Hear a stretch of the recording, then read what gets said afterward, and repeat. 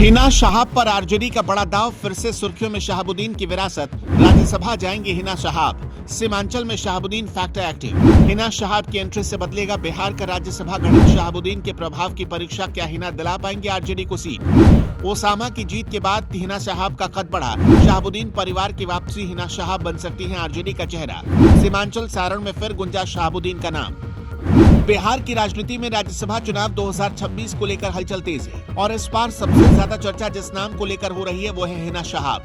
हिना शहाब दिवंगत बाहुबली नेता मोहम्मद शहाबुद्दीन की पत्नी हैं, जिनका सीमांचल और सारण की राजनीति में लंबे समय तक मजबूत प्रभाव रहा। शहाबुद्दीन अपने राजनीतिक करियर में कभी चुनाव नहीं हारे थे और उनके प्रभाव का असर आज भी क्षेत्रीय राजनीति में देखा जाता है। हिना शहाब 2009 से राष्ट्रीय जनता दल के टिकट पर लोकसभा चुनाव लड़ती रही हैं। हालांकि उन्हें अब तक संसदीय जीत नहीं मिल सकी। 2024 के लोकसभा चुनाव में उन्होंने निर्दलीय उम्मीदवार के तौर पर मैदान में उतरकर राजनीतिक हलकों को चौंका दिया था, लेकिन परिणाम उनके पक्ष में नहीं रहा। इसके बावजूद उनकी सक्रियता और जनसंपर्क अभियान लगातार जारी रहा।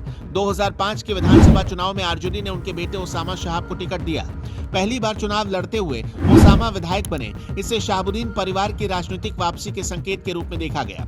बेटे की जीत के बाद हिना शहाब की राजनीतिक सक्रियता को नई ऊर्जा मिली और पार्टी के भीतर उनकी भूमिका को लेकर चर्चा तेज हो गई। अब उन्हें राज्यसभा भेजने की संभावना को सामाजिक समीकरण साधने की रणनीति के रूप में देखा जा रहा है। इसी बीच आरजेडी विधायक भाई वीरेंद्र का बयान सियासी गलियारों में सुर्खियां बटोर रहा है। उन्होंने साफ कहा कि अगर हिना शहाब को उम्मीदवार बनाया जाता तो वो सीट निकाल लेंगे।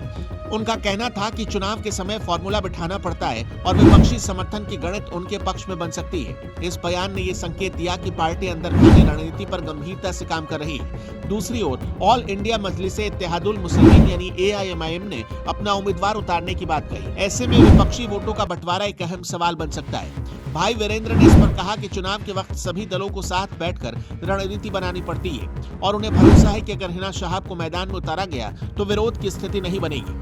हालांकि AIMIM नेतृत्व ने विपक्षी एकजुटता की अपील की है, जिससे ये साफ है कि अंतिम क्षणों तक बातचीत और रणनीति जारी रहेगी।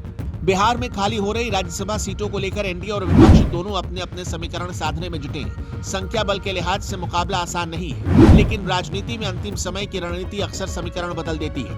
हिना शहाब का नाम सामने आने से चुनाव को नया रंग मिल गया है। अगर आरजेडी उन्हें उम्मीदवार बनाती है तो यह सिर्फ एक सीट का चुनाव नहीं होगा, बल्कि सामाजिक और राजनीतिक संदेश देने की कोशिश भी मानी जाएगी। सीमांचल और सारण क्षेत्र में उनके परिवार का प्रभाव अब भी एक फैक्टर माना जाता है। फिलहाल सबकी नजरें आरजेडी के नेतृत्व के अंतिम फैसले पर टिकी है। क्या पार्टी हिना शहाब पर दाव लगाएगी? क्या विपक्ष एकजुट होकर रणनीति बनाएगा?